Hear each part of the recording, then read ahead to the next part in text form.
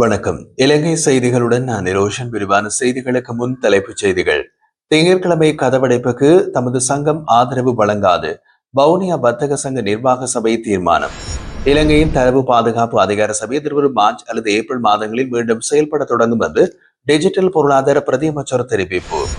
தேசிய மக்கள் சக்தி அரசாங்கத்தில் பிளவுகொண்டு உருவாகும் சூழல் நிலவுவதாக தெரிவித்துள்ள சர்வஜன அதிகாரம் கட்சியின் தலைவர் திலீப் ஜாபீர். ஈஸ்டர் தாக்குதல் தொடர்பில் புலனாய்வு குழுவின் அறிக்கைகள் அரசிடமிருந்தும் சூத்திரதாரியின் பெயரை இதுவரை வெளியிடாதது ஏன் என்று முன்னாள் நாடாளுமன்ற உறுப்பினர் மதுர விதானகி கேள்வி. தொடர்வது விரிவான செய்திகள். வடக்கு கிழக்கில் அதிகரித்துள்ள ராணுவ பிரசன்னம் மற்றும் முல்லைத்தீவு முத்தையன்கட்டில் இடம்பெற்ற சம்பவங்களுக்கு எதிர்ப்பு தெரிவித்து இலங்கை தமிழரசு கட்சி எதிர்வரும் திங்கட்கிழமை வடக்கு கிழக்கு தழுவிய கதவடைப்புக்கு அழைப்பு விடுத்திருந்தது. ஆனால் வவுனியா வர்த்தக சங்க நிர்வாக சபை இன்று கூடி அதற்கு ஆதரவு வழங்க முடியாது என்று தீர்மானித்துள்ளது. வர்த்தக சங்கத்தின் தலைவர் கே கிருஷ்ணமூர்த்தி தெரிவிக்கையில், இலங்கை தமிழரசு கட்சியின் செயலாளர் எம் ஏ சுமந்திரன் 2 நாட்களுக்கு முன்பு நேரடியாக சந்தித்து கதவடைப்புக்கு ஆதரவு கூறினார். ஆனால் நிர்வாக சபையின் பெரும்பான்மையான உறுப்பினர்கள் அன்றைய தினம் வியாபார நிலையங்களை திறக்க வேண்டும் என்று கருத்து தெரிவித்தனர். இதன் பேரில் வரும் திங்கட்கிழமை வவுனியாவில் வியாபார செயல்பாடுகள் வழமை போல் நடைபெறும். கதவடைப்புக்கு தமது சங்கம் ஆதரவு வழங்காது என்று தீர்மானிக்கப்பட்டுள்ளது என்றார். நாட்டில் கேரிசம்பா அரிசிக்கு செயற்கையான பற்றாக்குறை உருவாக்கப்படுவதாக சிலர் மீது குற்றச்சாட்டு முன்வைத்துள்ளார் வர்த்தக வாணிப உணவு பாதுகாப்பு மற்றும் கூட்டுறவு அபிவிருத்தி அமைச்சர் வசந்த சமரசிங்க. அனுராதபுரத்தில் இடம்பெற்ற நிகழ்வு ஒன்றில் கலந்து கொண்டு பேசியவர் இந்த பிரச்சினைக்கு விரைவான தீர்வு கிடைக்காவிட்டால் கேரிசம்பாவுக்கான மாற்று அரிசியினை வெளிநாடுகளிலிருந்து இறக்குமதி செய்ய தீர்மானிக்கப்படும் என்று தெரிவித்தார். தற்போது சந்தையில் கீரி சம்பாவுக்கு மட்டுமே பற்றாக்குறை நிலவுவதாக அவர் சுட்டிக்காட்டி, தேவையான பட்சத்தில் GR11 என்று மாற்று அரிசி வகையில் 40,000 மெட்ரிக் டன் அரிசி இறக்குமதி செய்ய முடிவெடுக்கப்படும் என்று கூறினார். பொலன்னறுவை களஞ்சி சாலைகளில் மட்டும் 85,000 மெட்ரிக் டன் கீரி சம்பா இருப்பதாக நம்பப்படுகிறது. அதில் ஒரு பகுதியை சந்தைக்கு விடுவித்தால் பிரச்சனை தீரலாம் என்றும், இல்லையெனில் இறக்குமதியை தவிர்க்க முடியாது என்றும் அமைச்சர் குறிப்பிட்டுள்ளார். இலங்கையின் தரவு பாதுகாப்பு அதிகார சபை 2026 மார்ச் அல்லது ஏப்ரல் மாதங்களில் மீண்டும் செயல்பட தொடங்கும் என்று டிஜிட்டல் பொருளாதார பிரதியமைச்சர் இரங்க வீரரத்ன தெரிவித்துள்ளார். தற்போது ஆட்சேர்ப்பு செயல்முறைகள் ஆரம்பிக்கப்பட்டுள்ளது. இருப்பினும் முழுமையான பணியாளர் குழு இன்னமும் அமைக்கப்படவில்லை. இந்த அதிகார சபை 2022ஆம் ஆண்டு 9ஆம் இலக்க தனிநபர் தரவு பாதுகாப்பு சட்டத்தின் கீழ் செயல்பட்டு தனிப்பட்ட தரவு செயலாக்கம் மற்றும் தனி உரிமையை கண்காணித்து ஒழுங்குபடுத்தும் பொறுப்பை வகிக்கின்றது. ஆனால் சட்டத்தை தற்போதைய வடிவத்தில் நடைமுறைப்படுத்த திருத்தங்கள் அவசியம் என்று அமைச்சர் குறிப்பிட்டார். தரவு பாதுகாப்பு அதிகார சபை 2023 ஆகஸ்டில் நிறுவப்பட்டதோடு தற்போது தலைவர் மற்றும் பணிப்பாளர் குழுவை கொண்டுள்ளது. எனினும் மேலதிகமாக பணிக்கமர்த்துதலில் தாமதம் ஏற்பட்டுள்ளது. முழுமையான அதிகார சபையின்றி 2025ஆம் ஆண்டில் மட்டும் இலங்கை அரசு அமைப்புகள் 2 முக்கிய சைபர் தாக்குதல்களை சந்தித்துள்ளன. அதில் இலங்கை ஓய்வூதிய திணைக்களத்தின் இணையதளம் மீதான தாக்குதலும் அடங்கும். இந்த தாக்குதல் மூலம் ஓய்வூதிய பயனாளர்களின் தேசிய அடையாள அட்டை எண்கள், வங்கிக் கணக்கு விவரங்கள் மற்றும் தனிப்பட்ட பதிவுகள் போன்ற அத்தியாவசிய தகவல்கள் கசிந்திருந்தன. தேசிய மக்கள் சக்தி அரசாங்கத்தில் பிளவு கொண்டு உருவாகும் சூழல் நிலவுவதாக சர்வஜன அதிகாரம் கட்சியின் தலைவர் திலீப் ஜாவேர தெரிவித்தார். தங்களுடன் கலந்துரையாடும் கட்சி உறுப்பினர்களிடமிருந்து இது தொடர்பான தகவல்கள் கிடைக்கின்றன என்றும் அவர் குறிப்பிட்டிருந்தார். இன்று பம்பலப்பட்டியில் உள்ள கோவில் ஒன்றுக்கு சென்ற சந்தர்ப்பத்தில் ஊடகங்களுக்கு கருத்து தெரிவித்த போது அவர் இந்த தகவலை வெளிப்படுத்தியுள்ளார். அவர் மேலும் கூறுகையில், அரசாங்கத்தில் பிளவு உருவாகும் சூழலில் அதை ஜனநாயக ரீதியில் வீழ்த்துவதற்கான வாய்ப்பு உள்ளது. ஆனால் இந்த வாய்ப்பை சூழ்ச்சிகள் மூலம் முறையடிக்க சில எதிர்க்கட்சி தலைவர்கள் பல்வேறு கோணங்களில் செயல்படுகின்றார்கள். அந்த முயற்சிகளில் நான் ஒருபோதும் ஏற்றுக்கொள்ள மாட்டேன். அரசாங்கம் ஆட்சி அமைக்கும் விதத்தையும் செயல்படும் விதத்தையும் அதை ஆதரிக்கும் சிலரின் நடவடிக்கைகளையும் பார்க்கும் போது ஏதோ ஒரு மறைமுக சூழ்ச்சி நடைபெறுவதை உணர முடிகின்றது. இதனால் உண்மையான எதிர்க்கட்சியின் பங்கு மங்கிக் கொண்டிருக்கின்றது. அரசாங்கத்தை இயக்கும் முக்கோண முக்கியஸ்தர்கள் யார் என்பதை சாதாரண மக்களுக்கு தெரியாது. அரசாங்கத்தை சூழ்ச்சிகள் மூலம் கவிழ்ப்பதை நான் ஏற்க மாட்டேன். ஜனநாயக முறையில் மட்டுமே அரசாங்கத்தை மாற்றுவது எனது நோக்கம் என்று அவர் வலியுறுத்தியிருந்தார். முன்னாள் அமைச்சர் மற்றும் தேசிய சுதந்திர முன்னணியின் தலைவர் விமல் வீரவங்ச உயிர்த்த ஞாயிறு சம்பவம் தொடர்பில் வெளியிட்ட அறிக்கை குறித்து விசாரணைக்காக இன்று குற்றப்புலனாய்வு திணைக்களத்தில் முன்னிலையாக 3 மணி நேரத்திற்கு மேலாக வாக்குமூலம் வழங்கியிருந்தார். வாக்குமூலம் முடித்து வெளியேறிய அவர் ஊடகங்களுக்கு தெரிவிக்கையில், சர்வதேசத்தில் அங்கீகரிக்கப்பட்ட அமெரிக்காவின் FBI நிறுவனம் ஈஸ்டர் சம்பவத்திற்கு மூலதன உதவி செய்தவர் இப்ராஹிம் என்ற வர்த்தகர் என்று குறிப்பிட்டுள்ளது. தாக்குதல் நடந்த போது அவரது மகன்கள் 2 மருமகள் தற்கொலை குண்டு தாக்குதலில் கொல்லப்பட்டனர். என்றும் இப்ராஹிம் நாட்டில் சுதந்திரமாக உள்ளார். இவர் ஒரு காலத்தில் தேசிய மக்கள் சக்தி கட்சியின் தேசிய பட்டியலிலும் இடம்பெற்றிருந்தார். முன்னாள் CID அதிகாரி நிலாந்து ஜாவர்தன் இப்ராஹிம் தொடர்பான தகவல்களை உயர் போலீஸ் அதிகாரிகளுக்கு வழங்கியிருந்தும் எந்த நடவடிக்கையும் எடுக்கப்படவில்லை. அந்த அதிகாரி ஓய்வூதியம் ஒன்றை வீட்டிற்கு அனுப்பப்பட்டார். ஆனால் தாக்குதல் குறித்து தெரிந்தும் அறிவிக்காதவர்கள் மீண்டும் சேவையில் இணைக்கப்பட்டுள்ளார்கள் என்று விமல் வீரவங்ச குற்றம் சாட்டினார். முன்னாள் ராஜாங்க அமைச்சர் லோஹான் ரத்வத் இன்றைய தினம் 57வது வயதில் காலமாகியுள்ளார். தனியார் மருத்துவமனையில் சிகிச்சை பெற்று வந்த நிலையில் அவர் உயிரிழந்துள்ளதாக மருத்துவமனை வட்டாரங்கள் தெரிவித்துள்ளன. லொஹான் ரத்வத் முன்னாள் பிரதி பாதுகாப்பு அமைச்சர் அனுரத் ரத்வத் அவர்களின் மகனும் கண்டி திருத்துவ கல்லூரியின் பழைய மாணவரும் ஆவார்.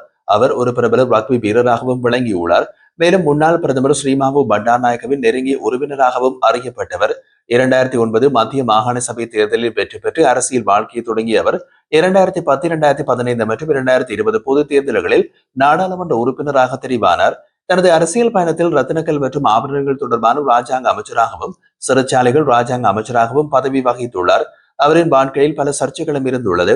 2001 உடலவின பகுதியில் முஸ்லிம் இளைஞர்கள் படுகொலை செய்யப்பட்ட சம்பவத்திலும் 2021 அனுராதபுரம் சிறைச்சாலையில் தமிழ் கைதிகளை மிரட்டியதும் கொலை மிரட்டல் விடுத்ததும் உள்ளிட்ட பல்வேறு குற்றச்சாட்டுகள் அவர் மீது சுமத்தப்பட்டிருந்தன.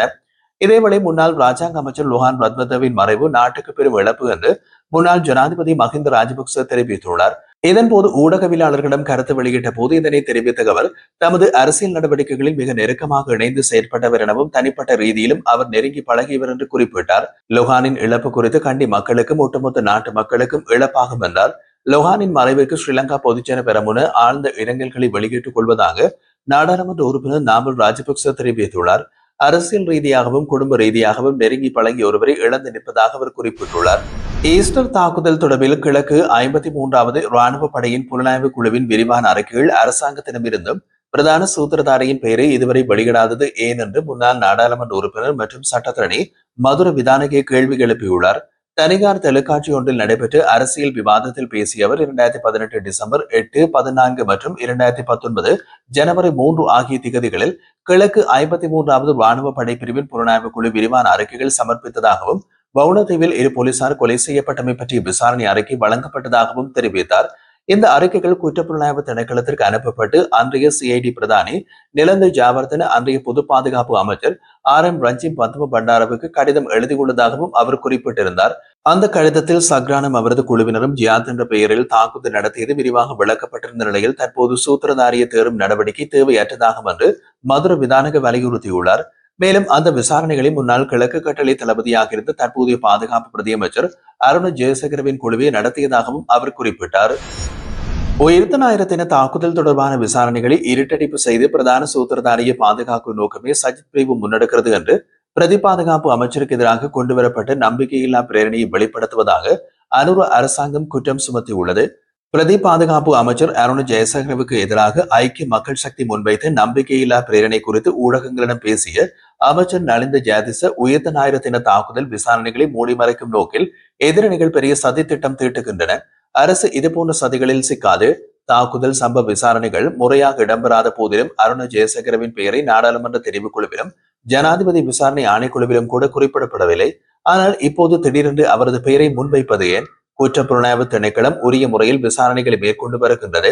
இந்த நிலையில் அரசோடு தொடர்புடைய ஒருவரை சஜித் தரப்பு தொடர்புபடுத்த முயல்வது சந்தேகத்திற்குரியது. இது பிரதான சூத்திரதாரி மற்றும் உண்மையான குற்றவாளிகளை மறைக்கும் தேவையில் இருந்து வந்த செயல் என்று அவர் தெரிவித்திருந்தார். இந்தியாவின் 79வது சுதந்திர தினத்தை முன்னிட்டு இலங்கையின் அச்சு ஊடகங்களில் வெளியிடப்பட்ட மேலதிக விளம்பரங்கள் ஐக்கிய தேசிய கட்சியின் உயர்மட்ட அதிகாரிகள் கூட்டத்தில் முக்கிய விவாத பொருளாக அமைந்துள்ளது.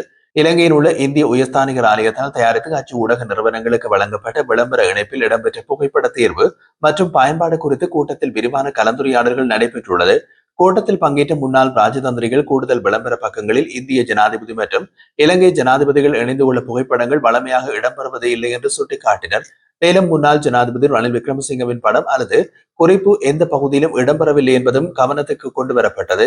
இந்திய சுதந்திர தினத்தை முன்னிட்டு இந்தியாவுக்கான இலங்கை உயர்ஸ்தானிகர் ஆலயத்தின் மேற்பார்வையில் வெளியிடப்பட்ட விளம்பரங்கள் தொடர்பான தமது அதிருப்தியை ஐக்கிய தேசிய கட்சி கொழும்பில் உள்ள இந்திய உயர்ஸ்தானிகர் ஆலயத்திற்கு அறிவித்துள்ளதாகவும் தகவல்கள் தெரிவிக்கின்றன. அனுராதபுரம் ஸ்ரவஸ்திபுர திபிடிகலவெலவில் உள்ள கோவில் ஒன்றுக்கு அருகிலுள்ள நிலத்தில் புதையல் தோண்டிய குற்றச்சாட்டில் பிரதி போலீஸ் மா அதிபர் ஒருவரின் மனைவி உட்பட 8 பேர் கைது செய்யப்பட்டுள்ளனர். கடந்த 13ஆம் தேதி ரத்ராங் கோவிலுக்கு அருகிலுள்ள நிலப்பரப்பில் குழு ஒன்று புதையல் தேடும் பணியில் ஈடுபட்டுள்ளதாக போலீசாருக்கு தகவல் கிடைத்தது. அதனைத் தொடர்ந்து சம்பவ இடத்திற்கு சென்ற போலீசார் ஒரு பெண் உட்பட 8 பேரை கைது செய்தனர். விசாரணையின் போது கைது செய்யப்பட்ட அந்த பெண் பிரதி போலீஸ் மா அதிபர் ஒருவரின் மனைவி என்பதும் தெரிய வந்துள்ளது. இந்த நிலையில் நேற்றைய தினம் கைது செய்யப்பட்ட அனைவரும் அனுராதபுரம் நீதிவான் நீதிமன்றத்தில் முன்னிலைப்படுத்தப்பட்டு விளக்கமறியலில் வைக்கப்பட்டுள்ளனர்.